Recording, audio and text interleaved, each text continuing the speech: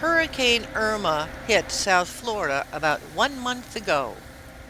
Today, finally, in my neighborhood where destruction was prominent at nearly every house that had trees, at least, cleanup crews began removing debris.